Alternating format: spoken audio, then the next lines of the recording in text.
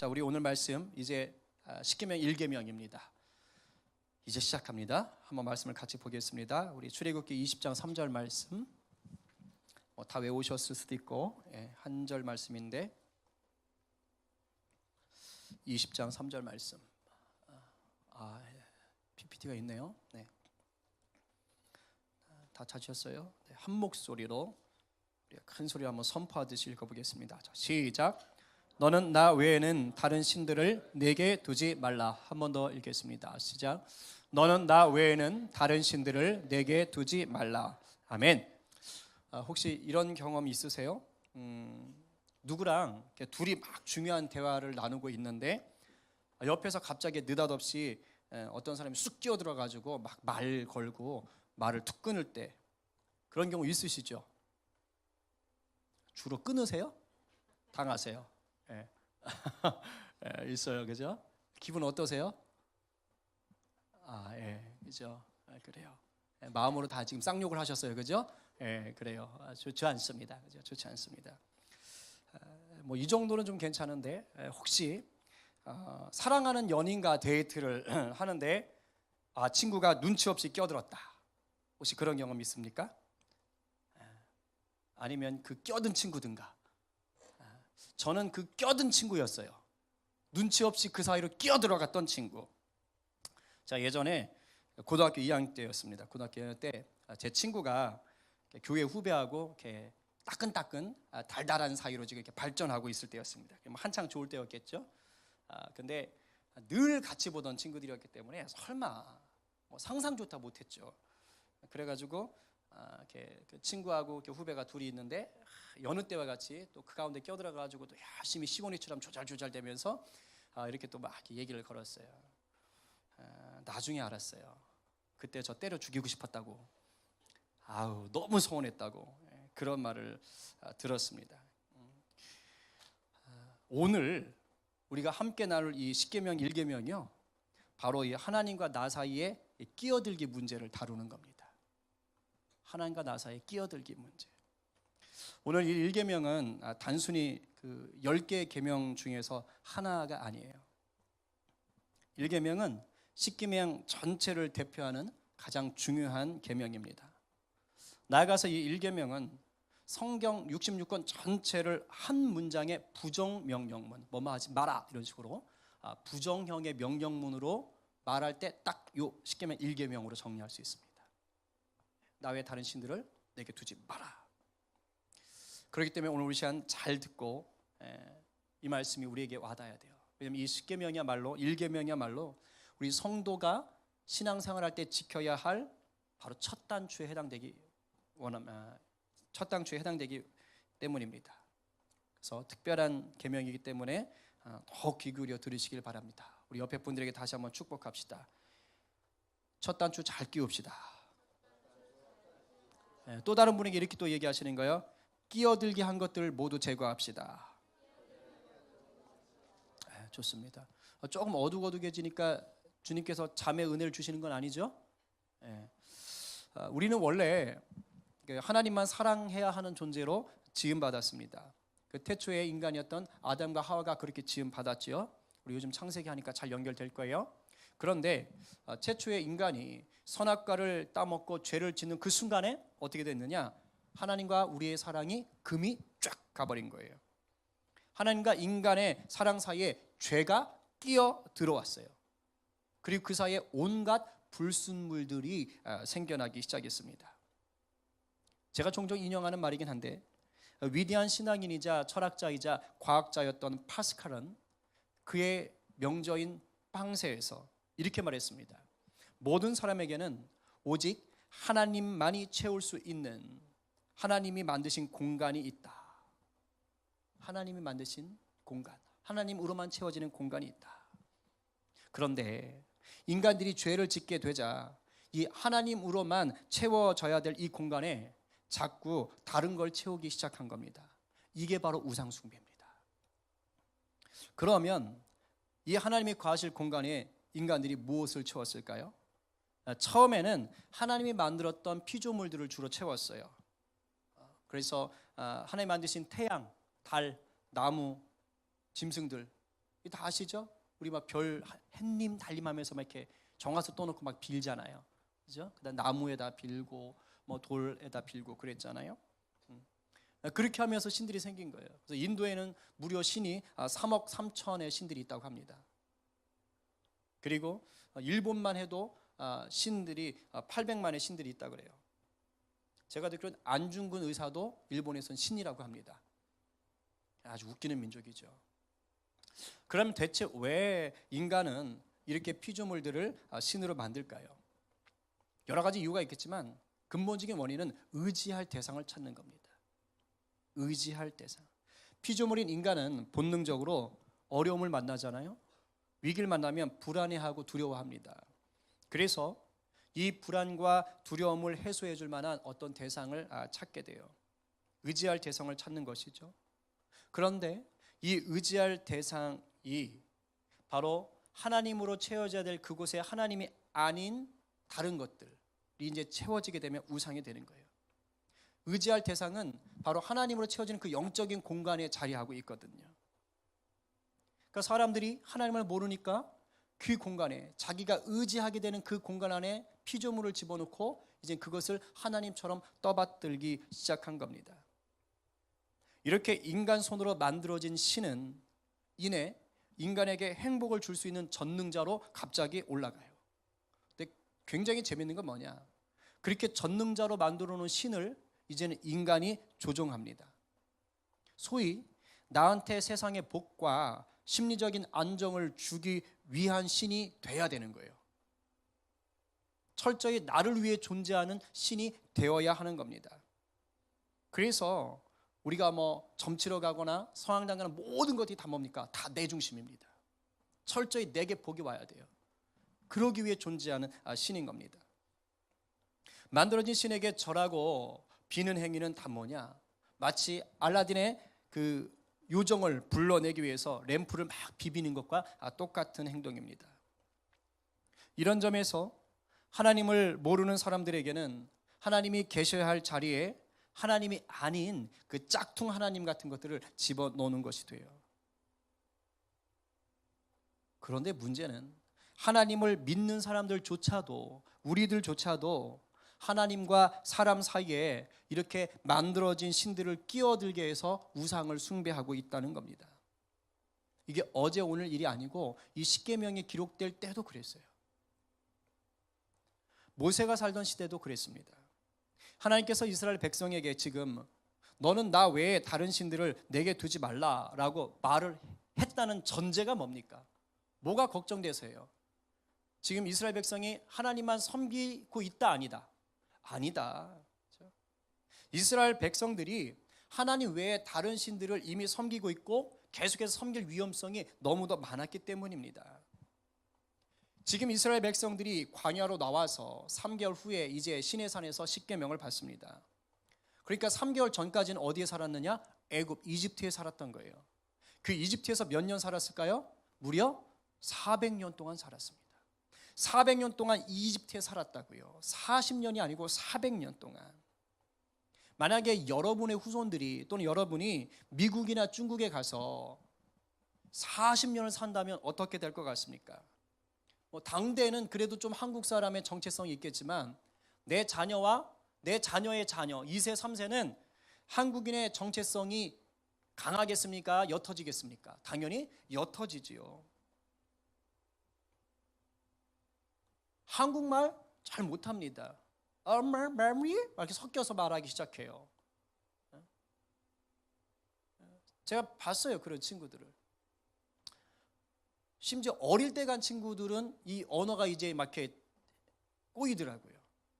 한 20년 살다 오니까 막 중간에 영어 튀어나오고 한국말로 빠다도 발라가지고 말하고 막 얘 되게 잘 몰라요, 막 이렇게 말하고 막 그렇게 돼요.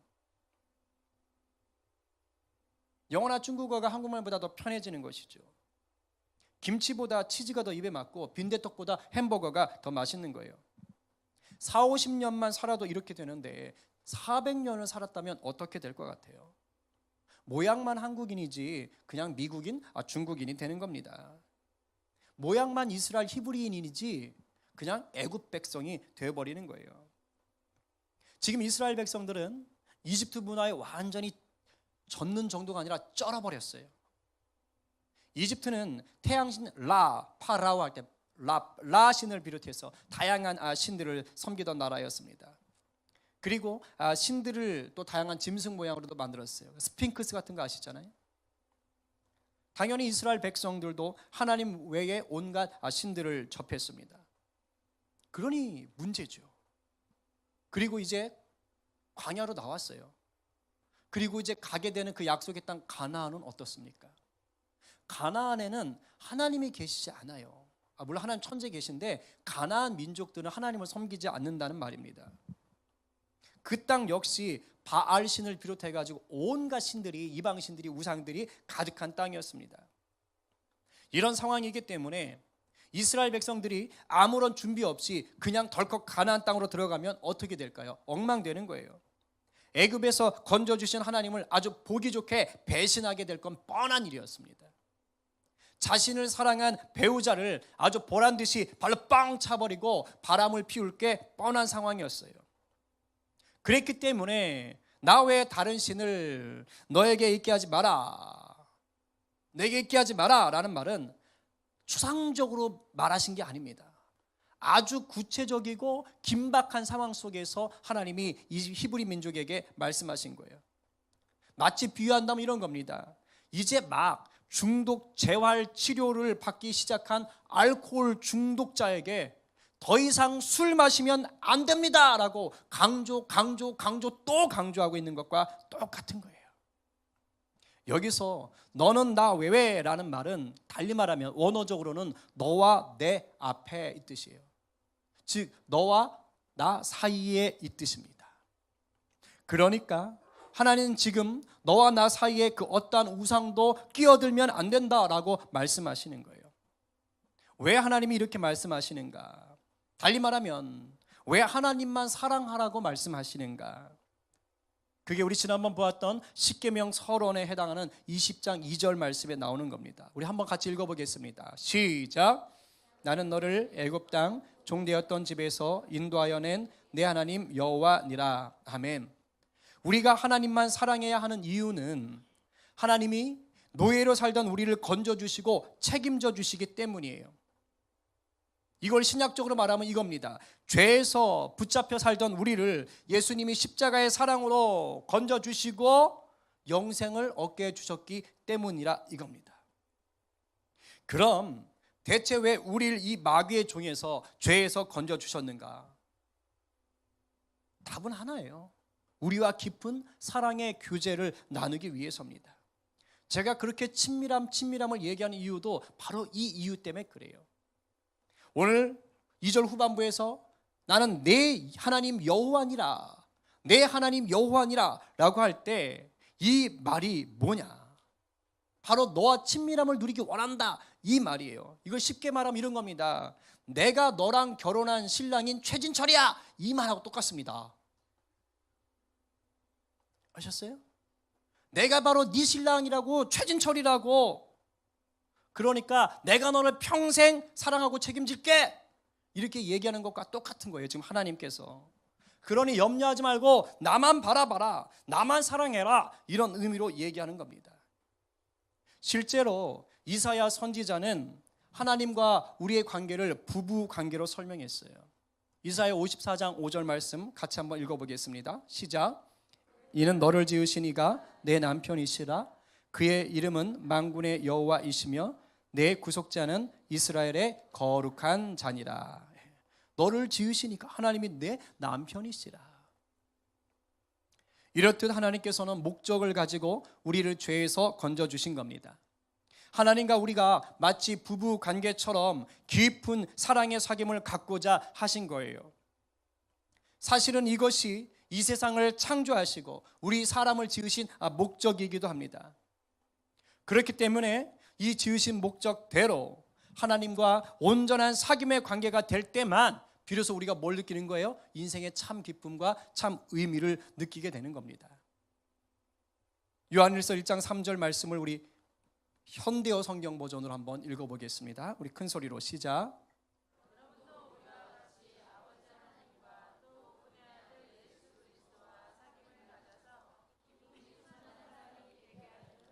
무엇이 충만한 사람이요? 기쁨이 충만한 사람. 뭐가 전제입니까? 사귐. 사귐이 전제예요. 친밀함이 전제입니다. 하나님과의 영원한 사귐, 그 어떤 것도 나와 하나님 사이에 끼어들지 않은 상태, 그것이 바로 우리 안에 있는 기쁨이 충만한 상태가 되는 겁니다. 그런데 안타깝게도 오늘날 우리에게는 하나님과의 온전한 사귐을 방해하는 수많은 우상들이 존재하는 거예요. 제가 우상이라고 하니까 여러분들은 뭐 부처나 알라 같은 어떤 이방 다른 종교의 신을 생각할 수 있습니다. 아니면 신천지 같은, 여긴 없죠? 네, 신천지 같은 이단을 생각할 수도 있어요. 그러나 이런 것들만 우상이 아니에요. 모세가 이 성경을 쓸 때만 해도 우상이라고 하면 주로 자연에 있는 피조물들이었지만, 오늘날 우리가 사는 이 시대 속에서는 그러한 자연의 피조물들만 아니라 우리가 만든 문화들도, 문화의 산물들도 다 우상이 되어버렸습니다. 추상적으로는 이념도 우상이에요. 자본주의, 민주주의, 사회주의, 포스트 모더니즘, 인본주의 같은 것들도 다 우상이 됩니다. 그리고 중독도 우상이에요. 붙잡힌 겁니다. 그거 우상이에요. 알코올 중독, 게임 중독, 스포츠 중독. 일요일에 혹시 남편분들 공차러 가는 분들 있나요? 괜찮아요. 우리는 다 주의. 제 학교 있을 때 우리 선생님 중에 남편분이 일요일만 되면 공을 차러 가신대요. 몇 시에 가냐? 7시에 나가신대요. 아침에. 몇 시에 들어오냐? 8시에 들어오신대요. 저녁 8시.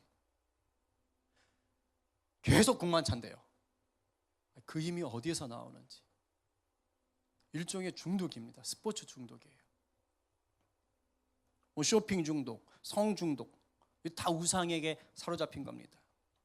결국엔 하나님보다 더 사랑하는 것, 하나님과 동시에 사랑하는 모든 것이 우상이 됩니다. 그래서 돈, 일, 성공, 자기 자신 또는 배우자, 심지어는 자기 자녀들, 때로는 교회 사역이 우상이 돼요.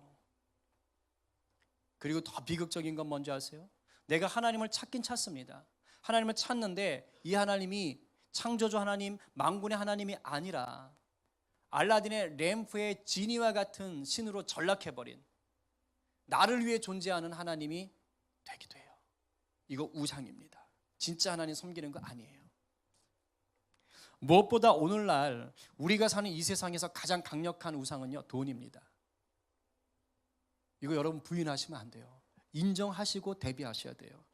아무리 그럴듯한 명분을 대도요, 결국 한 껍질만 벗겨내면 다 돈 때문이에요. 요즘 일어나는 수많은 사건들 보십시오. 오늘도 한 경찰관이 또 아내를 해가지고 구속됐죠. 그것도 돈 문제 때문이죠. 돈 문제 때문에 가족도 죽이고, 돈 문제 때문에 친구 배신하고, 돈 문제 때문에 신앙도 버리고, 돈 문제 때문에 교회도 사고 팔고. 저하고 여러분 역시 이 돈이라는 우상에서 결코 자유롭지 못해요. 간절히 바라기는 돈이 여러분과 하나님 사이에 끼어들지 않도록 각별히 조심하고 경계하시기를 간절히 축복합니다. 저는 있잖아요, 한때 사진기가 하나님과 제 사이에 끼어들었었어요. 그 사진기를 참 좋아했어요. 사진 찍는 걸 정말 좋아하거든요. 우리 원로 목사님도 사진을 굉장히 좋아하시는데 아마 그만큼 좋아했었던 것 같아요. 가지고 막 사진기 그거를 나의 하나님으로 제가 모시고 애지중지하면서 살았던 적이 있어요. 물론 지금은 카메라가 더 이상 저의 하나님 아닙니다. 없어요. 이제는 없어요. 스마트폰 하나로 다 때웁니다. 그런데 그럼 제 안에 우상이 없는가 생각해 보니까 유혹이 있어요. 또 다른 것들이 하나님과 제 사이에 끼어들려고 해요. 그게 바로 뭐냐면 하나님과 관련된 일이에요. 하나님과 관련된 일. 하나님과 친밀한 교제를 나누지는 않고 대신 하나님과 관련된 일들과 친밀한 교제를 나누려는 유혹입니다. 이게 얼핏 보면 하나님만 사랑하고 섬기고 하나님을 위해 일하는 것처럼 보여요. 그런데 나중에 보면은요, 거기 하나님이 안 계세요. 하나님 안 계세요. 그냥 허무하고 피곤하고 무기력하고 막 불평이 생기고 짜증이 올라오고 이러면 하나님을 섬긴 게 아니에요. 아마 이 중에도 교회 생활 열심히 하는 분들 중에, 신앙생활 열심히 하는 분들 중에 저 같은 유혹에 넘어가기 쉬운 분들 많아요. 그럼 결과를 보시면 됩니다. 일을 열심히, 봉사를 열심히 하면 할수록 기쁨이 넘치고 막 찬양이 넘치면 그건 하나님을 섬기고 계신 거예요. 근데 열심히 하긴 하는데 정죄하고 불만이 쌓이고 피곤하고 무기력해지고 우울하고 막 이런다. 그럼 이거는 우상을 섬기는 거예요. 일을 섬기고 있는 겁니다. 하나님께서 오히려 멀어지게 만든 거예요. 비단 하나님을 위한 일뿐만 아니라 하나님과 나 사이에 이 성도는요, 뭔가 껴들잖아요. 그럼 결국엔 나중에 인생이 피곤해요. 뭔지 모르게 피곤해요. 허무해지고요. 자꾸 불평 나와요. 그러니까 아까 시작하기 전에 제가 불평을 위해서 기도했잖아요. 오늘 이 부분 하나님 터치하시는 것 같아요. 하나님과 내 사이에 자꾸 껴있잖아요. 불만이 생겨요. 불만이. 그리고 우울해집니다. 왜냐하면 내가 주인 되거든요. 하나님 못 만나니까 뭔가 내가 원하는 게 있어야 되는 거예요. 근데 그게 없으니까 뭐하는 심리적으로 위축되는 것이죠. 그러나 하나님과 나 사이에 아무것도 끼어들지 않고 온전한 사귐이 있다면 허무하고 피곤하고 무기력할 틈이 없습니다. 연애하셨던, 지금 여기 연애하시는 분도 오셨네? 연애하시는 분들도 있고 옛날에 한때 뭐 불꽃 튀기게 하셨던 분들도 있는데 그때 어떠셨어요? 승원 형제 요즘 어떠십니까? 네, 좋다고 말씀하시네요. 좋은 사람하고 있으면요, 사랑하는 사람하고 있으면 피곤하지 않아요. 무기력한 게 어디 있습니까? 따분한 게 어디 있습니까? 제가 우리 청년들 중에 어제도 한 청년을 또 신방하면서 그 청년의 또 잘하는 자매를 또 이렇게 같이 가게 됐었는데, 아이고 난리가 났어요. 난리가 났어요. 뭐 목사님도 힘들어요. 너무 춥고 힘들어요. 그러더니만 그 사람을 보니까 그냥 막 다 거짓말 같아. 힘들다는 거는 다 거짓말 같아. 둘이 웃기고 아주 자빠졌어요. 뭐 데려다 주는데 목사님 좀만 천천히 가시면 안 돼요? 저는 중간에 턱이 있어가지고 좀 천천히 가라는 말인 줄 알았어요. 근데 그게 아니라 빨리 헤어지니까 좀 천천히 가라는 거예요. 좀 천천히 가라고, 빨리 헤어지기 싫다고. 제가 눈치도 없죠. 그죠? 아예 차를 세워버렸어요. 세워버렸어 그냥 중간에. 잘났다 이 자식들아, 잘났다. 응? 아니 그런 거예요. 이게 사랑하는 사람과 함께라면 100만 21, 100만 22, 100만 23 이게 에너자이저가 되는 겁니다. 그죠? 경모승원, 그죠? 불평이나 우울함도요, 이 사랑하는 사람과 함께 있으면 막 평안과 기쁨으로 막 바뀌어요.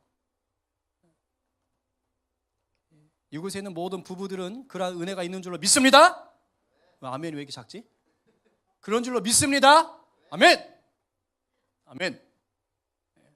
언제예요? 언제? 한창 사랑할 때입니다. 사랑하는 사람과 나 사이에 그 어떤 방해거리가 끼어들지 않았을 때는 그렇게 돼요. 근데 여기에 다른 이성이, 또 다른 재미있는 게임이, 또는 더 신경 써야 할 일들이 끼어들기 시작하면 이제 깨지는 거예요. 이제 설교 뒷부분으로 가면 조금 부담되는 질문을 던지게 되죠. 여러분들에게 묻습니다. 지금 이 순간에 여러분과 하나님 사이에 끼어들어서 그 순전한 사귐을 방해하는 것이 뭐예요? 오늘 이거 해결하셔야 돼요. 숨기시면 안 돼요. 일입니까? 돈이에요? 아니면 사람이에요? 아니면 교회 사역이에요? 하나님이 묻고 계세요. 얘야, 사랑하는 아들아 딸아, 너와 나 사이에 교묘하게 끼어든 게 없니? 있지? 그거 우상숭배야. 부탁인데 아무것도 끼어들게 하지 말아다오. 나 이래봬도 질투한다. 하나님이 이렇게 얘기하시는 거예요. 하나님 질투하시는 하나님이에요. 근데 그거 아세요? 너와 나 사이에 아무것도 끼어들게 하지 말라는 이 말 속에요, 너는 나만 바라봐라 라는 이 말 속에 감당하기 힘든 은혜가 담겨 있어요. 제가 이걸 묵상하다가 깊이 깨달았어요. 아니 근데 대체 내가 뭐길래, 아니 내가 뭐길래 대체 하나님 그렇게까지 말씀을 해주시지? 내가 뭐라고 그렇게 자기만 사랑하라고, 내가 그럴 만한 존재야? 문득 이 생각이 든 거예요. 여러분은 하나님이 그렇게까지 나만 바라봐라 얘기할 만한 대상이세요? 그렇게 대단하신 분이라고 생각돼요? 이렇게 쉽게 무너지고 수시로 하나님 마음 아프게 하고 그렇게 욕심 많고 예수님을 믿는다고 하면서도 그렇게 뒤돌아섰던 나를 하나님 뭐가 좋다고 그렇게 붙잡으시려고 하는지, 뭐가 그렇게 사랑스럽다고 제발 나만 좀 바라보고 너와 나 사이에 아무것도 없었으면 좋겠어 라고 그렇게 왜 얘기하시는가? 이게 은혜입니다. 하나님이 나와 사랑하자라고 얘기하니까 내가 뭐 대단해서 그런 것 같지만 사실 아니에요. 우리는요, 엄밀히 말하면 하나님과 사랑 나눌 만한 자격조차 없었어요. 나의 어떠함으로는 그런 자격이 없습니다. 근데 하나님이 하나님의 크신 사랑으로 나를 선택하시는 거예요. 그래서 하나님이 계셔야 할 자리에 우리가 끼어들게 만든 세상 것들을 제거하게 하시려고 예수님을 보내신 거예요. 하나님과 나 사이에 있는 그 죄의 불순물, 우상이라는 오물들을 십자가로 다 제거하신 거예요. 자기 아들 죽여가시면서. 그렇게 해서 하나님과 나를 화해하게 하신 겁니다. 아멘. 사랑하기 때문에, 나를 향한 계획이 신실하시기 때문에, 나를 통해 하나님 나라를 이루시기 위해서 신이 육신의 몸을 입고 오셔서 십자가에 달린 겁니다. 이런 생각하면요, 우리 인생에 힘이 납니다. 아니 하나님이 이토록 사랑하실 정도면 우리는 그렇게 하찮은 인생은 아닌 거잖아요. 지금 내 처지가 어떠하든, 사람들이 뭐라고 하든 나는 이 세상을 당당하게 살아갈 만한 이유가 충분한 인생인 거예요. 그런 줄로 믿으세요? 이 일계명 안에는 그런 위대한 진리와 위대한 은혜가 담겨져 있는 겁니다. 여러분 자신에게 이렇게 한번 말씀해 보세요. 여러분 스스로의 이름을 좀 불러서 조용하게 여러분 이름 불러서 이렇게 고백합시다. 누구야, 포기하지 말자. 하고 계신 거예요? 좀 더 소리 내보세요. 제가 속는 것 같아요. 다시 한번, 누구야, 포기하지 말자. 주님만 붙잡으면 이긴다. 이제 옆에 분에게 이렇게 하십시오. 주님의 메시지로 얘기하십시오. 포기하지 마세요. 주님만 붙잡으면 이깁니다. 근데 이걸 못 믿어요. 이걸 못 믿어요. 오늘 이거요, 믿으셔야 돼요.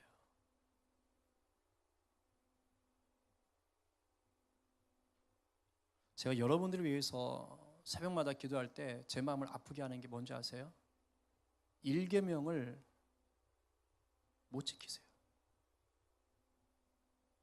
다 자기가 우상돼 있어요. 내 문제는 하나님도 못 만져라고 생각하십니다.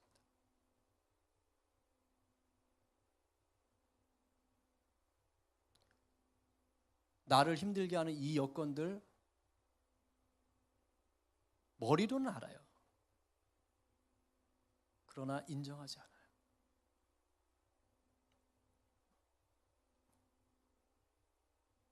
나 외에 다른 신을 두지 않는 건 철저한 믿음과 신뢰입니다. 내 의지만으로는 안 돼요. 성령이 나를 주장하셔야 됩니다. 그래서 구하셔야 돼요. 성령님을 간절히 구하셔야 돼요. 이제 설교 정리합니다. 보석은 불순물이 섞일수록 가치가 떨어집니다. 기계는 먼지가 많이 낄수록 쉽게 고장나요. 연애할 때 둘 사이에 다른 이성이 끼어들면 결국엔 비참해집니다. 하나님과 우리 사이도 똑같습니다. 하나님과 나 사이에 아무것도 끼어들지 못하게 하십시오. 나와 하나님의 사이를 방해하는 것들을 향해서 당당히 선포하세요. 너 돈, 너 술, 너 일, 너 게으름, 너 음란함, 너 이성친구, 너 배우자, 너 자녀들, 너 내 자신 끼어들지 마. 난 하나님이 피로 값주고 산 사람이야. 이런 고백을 가지고 오늘 이 시간 하나님과 씨름하세요. 야곱이 압복강에서 주의 천사와 씨름했던 것처럼, 그러면서 내게 복을 주세요 라고 갈망했던 것처럼, 그렇게 이 밤에 하나님의 은혜를 구하는 시간 되기를 간절히 바랍니다.